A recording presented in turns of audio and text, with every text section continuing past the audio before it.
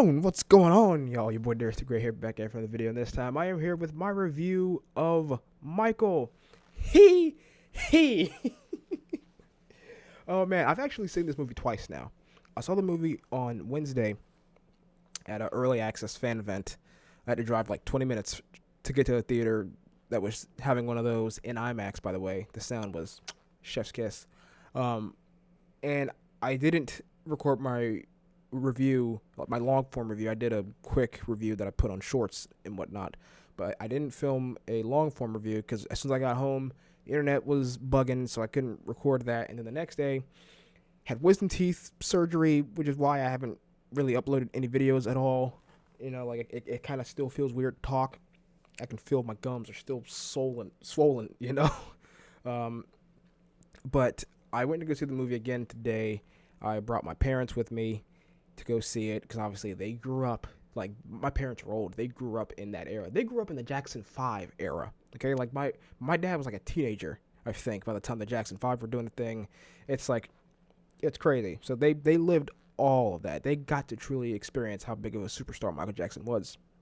Me, on the other hand, I only ever experienced him in the years in which he had sort of, I don't want to say petered out, but like his prime had firmly passed him by when I was growing up. I was born in the year 2000, okay? My earliest memories of Michael were just like hearing his songs, but never really seeing him anywhere.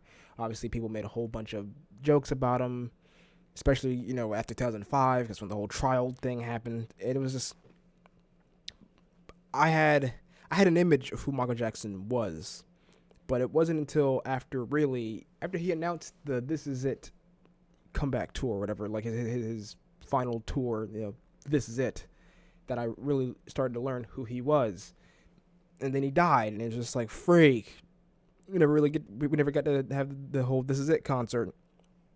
But after he died, I especially did my homework, really put in the time, really dug into who Michael Jackson was, and he became my favorite entertainer, singer, whatever of all time. Like, I became a big Michael Jackson fan, more so after he had died. After I was like, okay, who is this guy? Who was this guy? How big was Michael Jackson? And that's going on almost like 20 years now, dude. So like, I went into this movie. I was very excited for this movie because of how big of a Michael Jackson fan I am. And I'm huge Michael Jackson fan. I went into this film not knowing what to expect because there are things about Michael, there are misconceptions about Michael that I wanted to know. Are they going to clear any of those up? I was curious to know how they were going to approach this. Was this just going to be like any other run-of-the-mill musical biopic? Is it going to hit the same beats? Is it like, what is the hook? What is the story they're trying to tell? Because at the end of the day, this is a movie. And the story they're trying to tell, the story they're focusing on in this film was Michael basically getting free from his father, Joe Jackson, that son of a bitch. I've always heard Joe Jackson was a son of a bitch. As I did my research, I was like, yeah, Joe is a son of a bitch. And in this movie, they show Joe is a son of a bitch. Played expertly by Coleman Domingo. Definitely deserves some awards consideration once the time comes. Same thing with Jafar Jackson, who plays Michael in this film. He's Michael's nephew, son of Jermaine. Did a fantastic job. Those two are like the standouts of the film, Jafar and Coleman. Like, there are moments in this film where I'm just like, dude, like, obviously, yeah, he's got makeup on, and I think his nose at a certain point, is it CGI? Because like they show him get his first nose job, his first nose surgery, which wasn't even entirely accurate to why he got it, but like, after the first initial nose surgery, like his nose, it changes again, because it did change again. And at that point, I'm just like, how do they do that? Like, I don't think you could make up that, because like his nose is smaller than what the guy's actual nose is in real life. It's like CGI? What are they doing? Either way, it was pretty much after the second nose job that I was just like, dude, that's just Michael Jackson. Like, the spirit of Michael Jackson just possessed his nephew and took over. Because, dude, okay, all right. I guess I have to like pick a lane. I have to like stick to it for a second here. Okay, let me get all my negatives out the way, because I could gush about this movie. I really could. Let me get my negatives, my criticisms out of the way. Criticisms, okay? First things first, there's some things they left out. Particularly Diana Ross. Diana Ross, this was the opportunity to see, for people to truly understand how in love Michael was with Diana Ross. Like, he was madly in love with her, okay? And she strung him along she strung him along bad, dude, bad, okay? And she had especially around the time of like Off the Wall and Thriller, like their connection was a big thing, and like dude was like heartbroken because like bro wanted to marry her, like he wanted Diana Ross, and at the end of the day she pretty much just played in his face, and she was not in the film at all. Now apparently they did film scenes with an actress playing Diana Ross, but it seems like some legal thing got in the way where they couldn't use it. I'm guessing that means Diana saw how she was portrayed in the film and was just like, no, I'm not letting you show this stuff. Cut that shit out. We're not doing it, which is really messed up on her part. Like, how do you greenlight them showing you in the film, and then once you see what you are in the film, because maybe it's a little bit too real to how it was, it's like, nah, cut that, got it. So yeah, I there's no Diana Ross in there. I alluded to the whole nose job thing, because it seems like he initially wanted to change his nose because like Joe, I mean, it's a true thing. Joe made fun of his nose, called him Big Nose. He actually did that in the movie. But like it seemed a thing where like he more so wanted to change his nose because he wanted his nose to be more symmetrical. He wanted his face to be more symmetrical. He didn't like how big it was. He was looking at Peter Pan with bubbles and was like, oh man, look at Peter Pan's perfect small nose. I want that.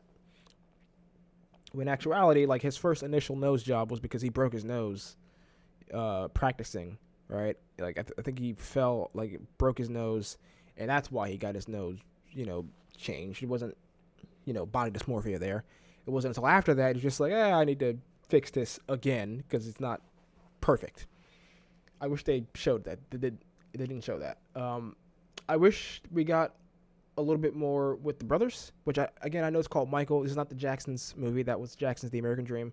I do wish the brothers were a little bit more characters in this film. Like, for most of the film, you can't really tell the brothers apart. Like, you can tell Jermaine is Jermaine at certain parts. You can tell Tito always got the hat on and stuff. But, like, I wish there was a little bit more there with the brothers as characters. Especially with, like, Marlon. Because he and Marlon were, like, close and tight. Because they were, like, the two youngest. And there's some, like, little allusions to that. But I do wish we got a little bit more. Again, not as much as in the Jacksons film, but I do wish we had a little bit more. I wish they were characters just a little bit more in this movie. They do a lot of time skipping. I think they time skip over some stuff that I would love to have seen. Again, I don't know what it came down to in terms of legalities, like, oh, we can't really use this stuff. Apparently there's like a 4-hour movie that it cut down. But yeah, they do time skip quite a bit past some stuff. Particularly, and I hope they use this for a second film if they do make a second film. After Michael, during the Victory Tour, says, hey, it's the last final tour, we're done, they skip straight to 1988, Bad in Wembley. Now, the Bad era, I think, was an absolute gold mine to show how badly the media treated Michael. It was during the Bad era that we got, like, the crazy tabloids. Oh, Michael wants to buy the Elephant Man bones. He's built a shrine to Elizabeth Taylor. He's sleeping in a almost said hyperbolic, St. Dragon Ball Z, sleeping in a hyperbaric chamber to, like, reverse the aging process, stuff like just all this crazy stuff that the tabloids and media wrote about Michael was mostly during the Bad era. And we didn't get any of that, like the whole Leave Me Alone song in the music video was because of how badly they were messing with him. And we didn't get any of that, which is odd because, like, you would think they'd want to show, hey, man, the media hounded this man. The media would not leave this man alone. Even to this day, they will not leave him alone. But I hope that when they do the second film, if they do the second film, which apparently they're going to do the second film, if it makes enough money, which it definitely seems like it will, it's at like $218 million, dude. That's how it opened. It's crushing it at the box office. I think it'll get a second film. I hope the second film doesn't just jump right into the 90s. I hope it backs up a bit, because the movie ends in 88. But I hope it actually, what I hope it does, and I saw someone on Twitter suggest this, I hope that the second film opens, leaving off at the bad performance, but then goes back again a little bit to like the 80s, to him being messed with by the media and the media just hounding him. Because that's some stuff that you really want to show. Like, if you really want to show, because the critics think that this is like, oh, it's just like a greatest hits thing, it's by the numbers biopic. You don't really get to see the trauma that Michael goes to, which is not true at all. Like, you do get to see the emotional trauma that Joe inflicted on him. Could they have gone a bit harder? Yeah, they could have. But I can understand. Again, his brothers were part of it. I can understand the brothers being like, let's not show just how bad our dad was, okay? Let's not go too hard here. But they do show that Michael was very much afraid of his father, afraid to stand up to his father. They showed this stuff with the Pepsi commercial. I think they could have gone more into how addicted he got to painkillers there, because like they showed that he didn't want to take the painkillers, but once he did, like, dude, he was on them for the rest of his life. And that Pepsi commercial is ultimately, you could say, why he died in the end, because he was just on too many pain meds, and he couldn't sleep and stuff because he was always in pain. I think they could have done a little bit more with that, but I hope that the second film goes back to the 80s to show some of that stuff, to show how badly the media mistreated him. But other than that, those are kind of like my big criticisms of the film. Other than that, dude, I love this movie. Especially seeing it the second time, I love it, dude. It's such a great celebration of Michael Jackson and the celebration of who he was. Like, I've seen critics say, oh, like, it sanitizes him. No, it doesn't. They just want to see the Neverland allegations and all that shit, which, again, the movie stops before those even surface. They stop at 88. So pump the brakes there. And they filmed stuff in Neverland. They filmed this stuff. They filmed the FBI coming in or investigating him, the police raid, the strip search. They filmed that stuff. They just couldn't use it because of the settlement clause with the Chandler family, where they couldn't be depicted in any film. And sure, you could say, well, they could just change the name, but I think that would be disingenuous, So who knows if they're going to attempt to tackle any of that in the second film? We'll see, but they definitely had intentions of talking about it. So this is not a sanitization of the film. I've seen critics say, oh, they show Michael as just being this perfect little human being. He's all Mr. Rogers. He loves animals. He loves going to see sick children. He loves donating money to sick children. He's just this misunderstood nice guy. And I'm just like, from everyone who knew Mike, that's what they've told us he was. That he was very different. Yeah, he was like a giant kid who was like stuck being a kid because he didn't have a proper childhood. Mike, like, he loved animals. He loved being around kids, and he loved helping out kids, and he was just a very good human being, wanting to show and spread love and joy and peace. Like, that's like, look at all the songs like Human Nature or Heal the World or Man in the Mirror, Earth Song. Like, he loved humanity. He was just a good dude, and the critics are just mad that they showed that. It's just like, I feel like that says a lot about you if you want this film to show Michael to be what the media tells everyone that he is. Instead, you got a movie where the people who knew him best show him who Michael Jackson was. And I appreciated that. I appreciated, again, Jafar Jackson, who, this is his first acting experience, by the way, his first time acting ever. Dude killed it. He became Mike. Like, we've all seen Michael Jackson impersonators, but this dude went to a level beyond impersonation. He just fully became Michael. Like, his movements were crisp. His, like, dude, the best Michael Jackson impersonator you've seen is nothing compared to what Jafar does in this film. Like, is he as perfect as his uncle? No, because there will only ever be one Michael Jackson. But if there's a second coming, dude, it was Jafar in this role. And I think it was great. I think the performances, specifically the concert performances, Human Nature. The Human Nature performance during the Victory Tour, even though, like, they use audio from the Wembley performance in 88 for it, I assume maybe because the audio wasn't the best for that. The Human Nature performance was magical. It was magical on IMAX. It was magical seeing it again in just regular, at my regular theater when I took my parents to go see it today. It was like being able to be at a Michael Jackson concert, being able to experience it, dude. Like, I ain't gonna lie, I got emotional both times at Human Nature. Both times Human Nature kind of got to me a little bit. It was just something special. The bad performance, dude, at the end, oh, it was so fucking good. Like, it honestly might be, I'm trying to think what my favorite scene was. It might be when Michael tells, when he's on stage and he's saying, this is the last and final tour of the Jacksons. Because he does actually, like, that's actually, you can go watch that on YouTube. He says that shit. It's great.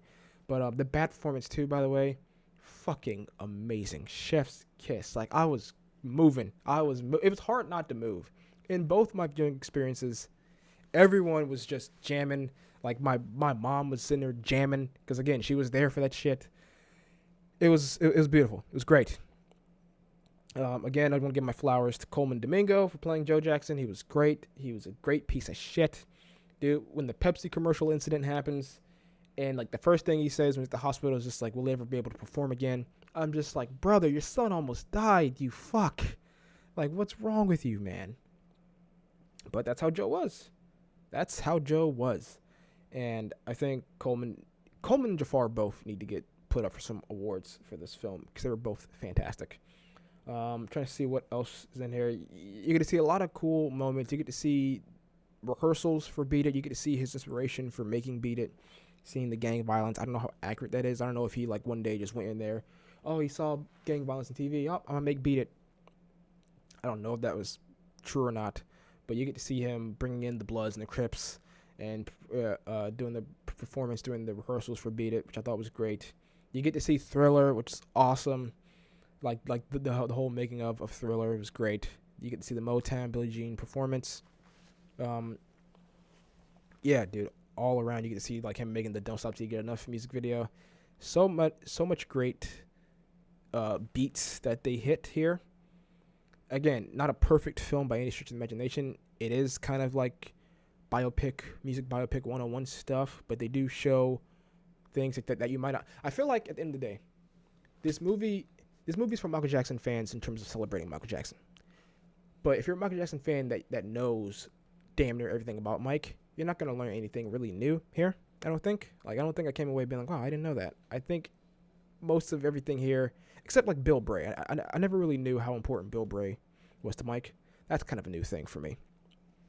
But this is a movie for MJ fans to celebrate MJ, and it's a movie for people who aren't MJ fans or who perhaps didn't know much about him. Maybe people who were born after he died, or people who came up during his later years who didn't get to experience it and didn't go into the deep end to learn who he was. This is for you to learn who he was and see how big of a star he was. Like, dude, people were passing out in the crowd at his concerts, and they showed that multiple times. It was great. Like, he couldn't go anywhere in public without people gathering around him and going nuts. That man is the greatest superstar to ever live. And I think I'm talking too long because my gums are starting to hurt again. But I just want to say kudos to everyone involved in this film. There's a great Prince line in here, by the way, a great reference to Prince. Had the whole theater laughing. I love it. This movie is actually, like, surprisingly funny. Like, it's got some funny moments in this film. And, yeah, I think out of 10, it's like a strong 8.5 to 9. I think I'm settling on 9 out of 10, personally. Again, I have my issues that I've given towards the beginning of this review. But overall, it's my favorite movie of the year by far so far. It is my favorite performance of the year in both Jafar and Coleman. And I will probably go see it again for a third time. Definitely want to do my part to get this movie as much money as it deserves, as it needs. And yeah, that's my review for Michael. Let me know in the comments down below, what do you think of Michael? If you have seen it, if you haven't seen it, will you go see it? What's your favorite Michael Jackson song? What's your favorite Michael Jackson album? Okay, here's actually fun. Favorite Michael Jackson song, favorite Michael Jackson album, favorite Michael Jackson music video. Name those 3 in the comments down below, along with whether you've seen the movie or not, and if you have seen it, what's your grade? My favorite Michael Jackson song is Smooth Criminal. Favorite album is Bad, ironically, and favorite music video is, of course, Smooth Criminal again. Like that, the Bad album. I have a Bad shirt on. You probably can't even see it. Like the Bad album is like my favorite Michael Jackson album of all time. But honestly, Dangerous might be a close second. I love Dangerous. Or History, dude. History's got some bangers. He's got bangers on all his albums, man. Even Invincible. I've gotten into more Invincible stuff as of late. Slept on, dude. It's more than just You Rock My World, dude. Butterflies, Heaven Can Wait, Threatened, dude. Threatened might be a top 5 MJ song for me, dude. Threatened is amazing. Again, gums are starting to hurt. I gotta sign off with this video. Make sure you leave a like in the video. Make sure you hit the notification bell so you don't miss out on any new upload. Subscribe, like button, all that good stuff. I will see you guys in the next video. I don't know when that'll be, because again, it hurts to talk, but I'll see you guys. Peace.